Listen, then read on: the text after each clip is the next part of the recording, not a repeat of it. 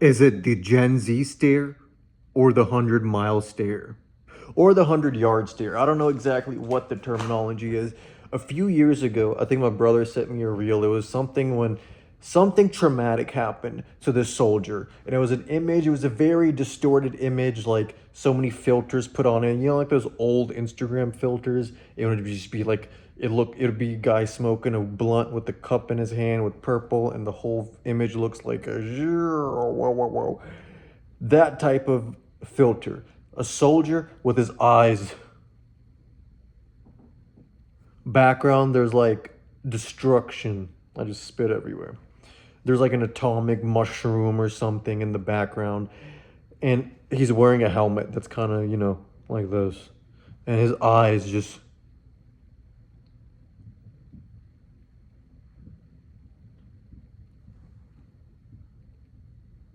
Nowadays, I go into the main event for my friend's birthday party. It was like it was a bowling alley over there. It's like a cool like arcade restaurant bar, drinks. There's a bunch of stuff going on. It's like an adult Chuck E. Cheese, Gaddyland type vibe. It's pretty fun. I haven't seen him in a while. It was good catching up with everyone. Why did I bring that up?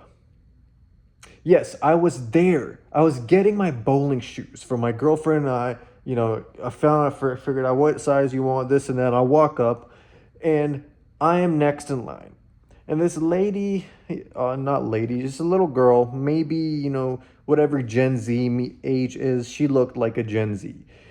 I don't know what that means, but she just looked young. She looked maybe a little bit underage too. She was looked very young. So I assume she was some type of Gen Z or whatever the younger ones are labeled. I don't know which one I am. I am 27 years old. So you can let me know in the comments below. I saw this term called the Gen Z stare. And right when I saw that on YouTube on my feed, my memory clicked and it went to the girl who was just staring at me like this. And then she would go move around. And I'm sitting there just smiling, waiting for just, hey, how can I help you? And then I had, like, okay, I get it. No one wants to work. I have mentioned this in my previous video, and I will make more videos regarding this. I don't care if you're a doctor, surgeon, architect, lawyer, unless you are, okay, there are exceptions to all the rules. But honestly speaking, who wants a boss? Who wants someone telling you what to do? You can't do this. You can't smoke weed, or you can't drink. Oh, you can drink, but you can't smoke because we'll test you randomly. And if this shows up, then you're fired. But you can be hungover, out of your mind, maybe even drunk at work, or, doing Adderall in the bath. Okay, you get the point. It's a weird world that we live in. People drink alcohol senselessly, knowing how much damage it does, but then act weird when they smell weed around or they hear someone smoking weed. It's very doesn't make sense. The damage from weed. That's a whole other topic I don't want to get into. None of them are good for your health. That's not what you do them. It's that because it's good for your health. It's a coping mechanism because sometimes that the world that we live in right now, in order to feel like, okay, I feel okay going, and my history is kind of different. If you're an ex-addict, you can kind of relate. Weed, alcohol is more of a harder drug, but when you're thinking about weed and you're coming from doing painkillers, powder, you don't even really feel like it just puts you in a good mood. Yes, if you take a high dose edible, might be unfunctionable and go to sleep. But it's not really, it's just like, oh, I got to take a vitamin and take this vitamin D and my mood will be a little bit better so I can have a little bit of an appetite. I know these are all excuses coming from an ex-addict. And I don't want to be hitting the pen my whole life either. And that's not I'm not saying that it's like I want to keep using, even if it's like a plant, plant medicine, Ayurvedic medicine, however you say it. It's interesting because You have kids, and I don't want a role model. I want to be a good, not to say that someone who uses these things isn't a good role model. And that's something I just need to figure out with myself in my head. And as I grow up, I'm not at the age right now that I want to have kids. Maybe down the line. Speaking of kids, I think that this last generation, and I'm not speaking like I'm way older than the Gen Z, I think I may be on the brink of Gen Z and millennial. I'm 1998. Let me know. You guys probably know more than me what I am. 1998, November 14th. That's my birthday. The younger generation, like my brother's 4 years older than me. I guess he's more Gen Z. And even younger than that, I see this more in customer service, and I've seen this more so in customer service because usually, like I've mentioned, most people don't want to be doing the job that they're at, the office that they're sitting in, even if they're getting paid okay. Unless you're making a lot of money, most people don't feel like it's worth putting in all the effort at their job that they're doing. Yes, sometimes all your effort is required, and that's when sometimes some people start abusing drugs to perform better, whether that's Adderall, meth, cocaine. And then to come down from the cocaine, they're probably using opioids, this and that, drinking. It's a bad cycle. Why is there so much abuse to the body? It's usually because you don't like what you're doing. And look, it's easier said than done because it's hard when you have a family and, or you're younger or you don't have the right resources to get out of the shithole that sometimes we fall into or are born into. This Gen Z steer is more than just, oh, these spoiled kids are just staring at me, don't want to ask me any questions, won't greet me. And I also saw a video of someone talking to how this last generation, even me, I don't know what I consider myself, Gen Z, millennial, whatever, but even I, which I do believe I'm a little bit older than Gen Z or on the brink. My parents encouraged me to, go up to the cash register and talk for them. I'm Indian, so, growing up, it was because our English was better as kids, this and that, so we can order food more, sensibly in the aspect of wording things more correctly so the cashier can understand what rather than scrambling everywhere, this and that, jumbling up words. It's not their fault, and it's not your fault either. Sometimes we were, all the time we were kind of encouraged to go and order the food, and it was a performative thing, and it's a thing where it's a thing.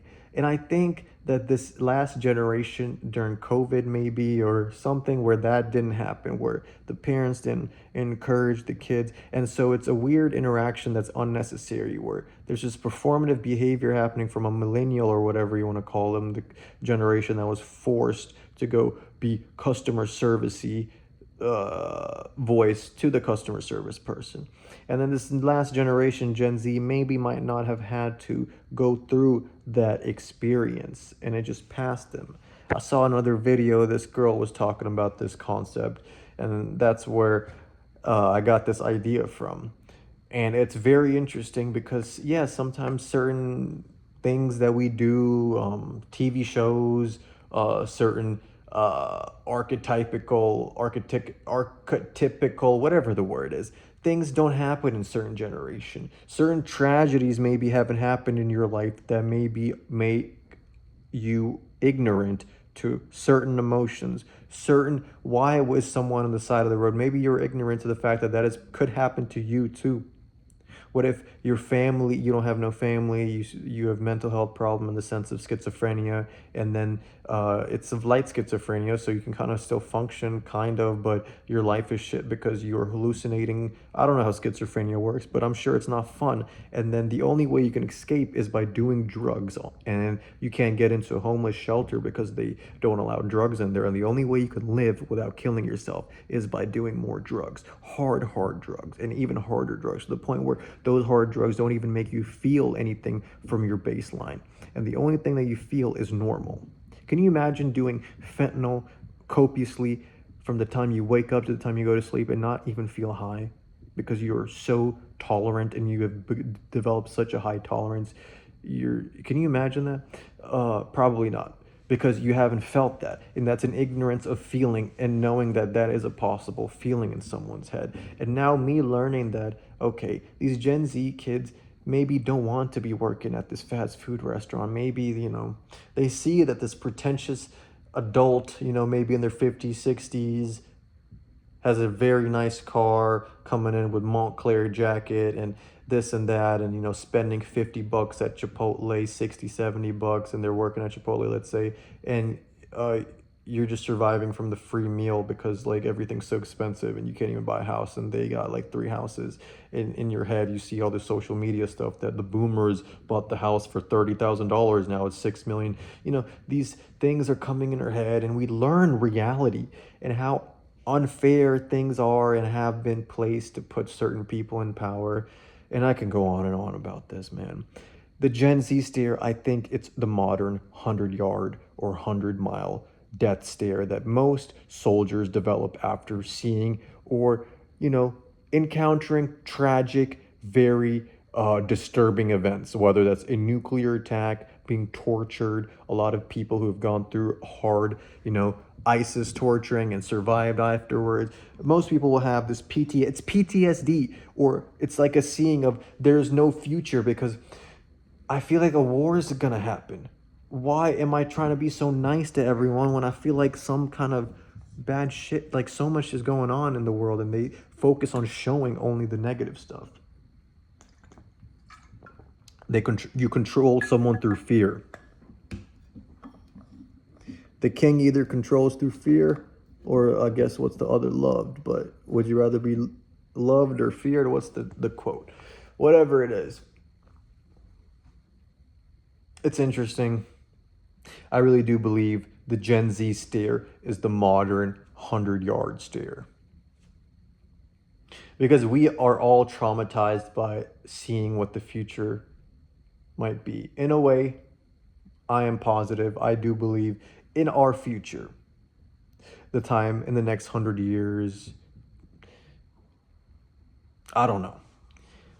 I know that I like thinking positively, and I don't think it's good to sit there negative. Like, realize whenever things get too stressful, have a balance. Do this. Everything I said in this video, yes, it's very doom and gloom. But when you get stressed, when you start over worrying about, oh, what does this person think? Am I meeting the expectations of my parents, of my this, of my that? I should be here in life. Or, damn, I need to pay for this, or I got these bills coming up. I know that's very stressful, especially when bills are coming up and there's not money in the account. Realize that the world may end tomorrow. And think about the doom and gloom, and don't get depressed, but, whatever. I don't pay it, I don't pay it, I don't do this, I don't do that, I don't please them, so what? We're all gonna die eventually, right? Then think like that. But then it's not always right to think like that. When you're happy, don't think like that. Don't think like this every day, but when you wanna get out of your head, and when you're too much in your head, and you become too egotistical in yourself, like, my survival matters. I matter so much to, damn, this small inconvenience is gonna make my whole, damn, they didn't put lettuce on my burger. Fuck! Fuck! Start punching the car. I've been so mad in my car after an argument with my parents. Now thinking back, or argument with anyone, and now thinking back, it's just like, what? I got so mad. Cortisol levels spiked up the roof. Have you ever been in your car just smashing the passenger, not the passenger, the passenger's seat head cushion, or like the side thing that you open, just smash. Fuck, bro. I used to get so mad. I hate getting mad. But sometimes getting mad, especially when I failed my last attempt for a real estate exam, I was so mad, man. I was about to close my laptop so hard, and I did close it pretty hard, but then I didn't close it as hard as I was expecting to, I was just thinking, I was like, why am I I'm gonna damage my laptop. If I punch something, my hand's I'm just destroying myself and my things. Why am I doing that? Only thing I can do is just get back up and try it again, which is harder, easier said than done. Let me know what you guys think about this. If you guys have ever witnessed this 100-yard Gen Z stare, let me know in the comments below. I appreciate all your guys' input. I'm going to make videos every day, post them every day. I will eventually start going live every day for a little bit too. If I go live, it's most likely going to be either around this time, most likely. Thank you for watching. I love you. Blah, blah, blah. 1,000 yard stare.